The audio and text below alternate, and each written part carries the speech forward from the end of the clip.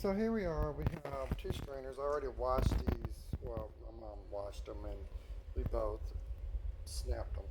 But what you do is get you some uh, sterilized containers. Make sure these are washed. Fill your jars. Okay, I'll be back. And while you are washing the jars, make sure you got some water. You don't have to have it boiling, but you do have to have it hot. Get your lids going, and this one you want full throttle because we are doing cold pack canning, as they call it. And I don't know why they call it cold pack because you're still heating it up regardless. But and today we are doing this in sea salt. I've done, we're doing Mediterranean sea salt. That's, you don't have to. People say you have to use all kinds of canning salt, these fancy, but realistically, all salt works. If you want to know the truth about it, I've canned stuff with the good old fashioned, the Morton regular table salt. I've canned stuff with sea salt. I've canned stuff with Himalayan salt. Salt is salt when it comes to canning. You don't have to follow all of that because it works the same. You know what I'm saying? So I'm going to finish filling up, and it might be more than the jars, but I have a whole dishwasher full of jars that I can sort through and get what I need that are still hot and still going. So let me fill these up and we'll go from there. So we got them all in jars. I have packed them in as tight as I possibly could, but always remember to try to keep them, an inch from the top because you're going to have that room, okay? And we're going to go on with our salt next, which is one one uh, one teaspoon in each thing. No matter what size it is, 1 teaspoon, and let that be it. Okay. So my salt is in there, as you see. Now this is nothing but sterilized jar. Stuff the snaps in there with 1 teaspoon of salt. Now you're gonna bring them to your canning section,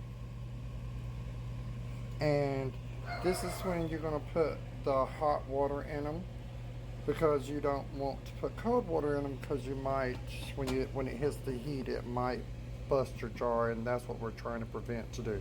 Like I said, this is just rough, coarse sea salt. That's all.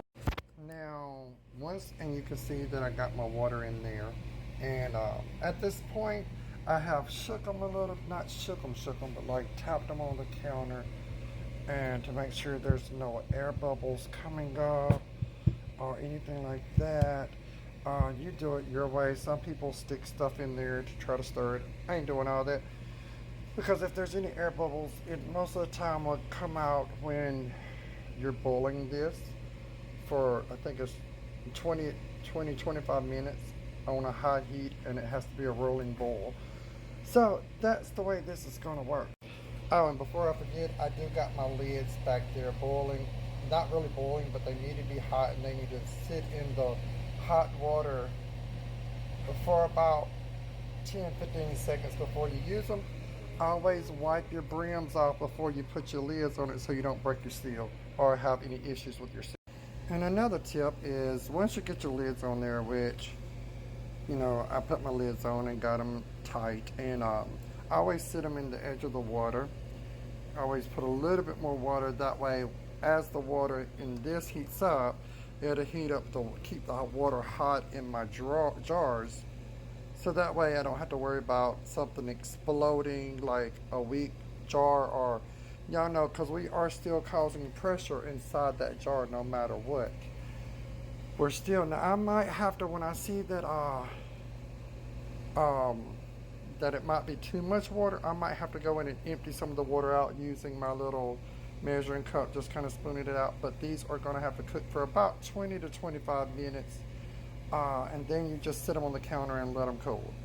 Trick to getting your water to come up to temperature while you're waiting, just set your lid on it. It'll hold a lot of the heat in it, so remember that. Okay, correction, I made a mistake. After your water start moving like this, look, you see movement in it, it's actually, you want to cook them for 30 minutes. I know the internet says 4 hours, I mean, not 4 hours, 40 minutes. But with me doing the trick that I did with them sitting in the edge of the water, that also keeps them cooked. It starts cooking the process, so it cuts down on your time. You know what I'm saying? And by the way, if you will pay attention to these, if you have a bent ring like I had one on here, just the ring, not the lid, you can actually exchange that ring, leaving the lid during this process, because we're just now starting to cook. As you can tell, the water is bubbling and stuff, and that's what we want. But it's got to go for 30 minutes, and then it'll cool overnight, and then the tops will seal. But I noticed I had bubbles constantly coming on this one, so I knew the lid was good, but I did see where the ring was bent, so I had to change that out really quickly. And that's a fast process, I'm telling you. It gets hot. But that's all you do. And like I said, I made a mistake and said 25 minutes when you actually cook them for 30, because you're sitting them in water as it gets hot, so it's already started cooking before they actually get totally dipped in, like you saw where I was, like I did.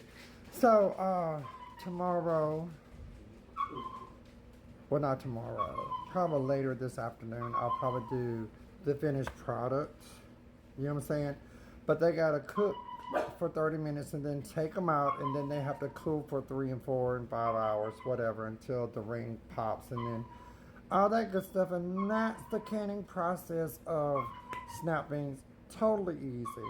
Like I said, the internet's gonna tell you to water bathe them for 30 or for 40 minutes, but technically doing it the way I showed you cuts 10 to 15 minutes of that off, so you're still doing the same process, just differently. You know what I'm saying?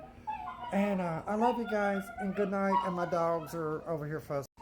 But I just want to tell you, stay beautiful, stay smiling, because everybody needs to see your smile, okay? Love you.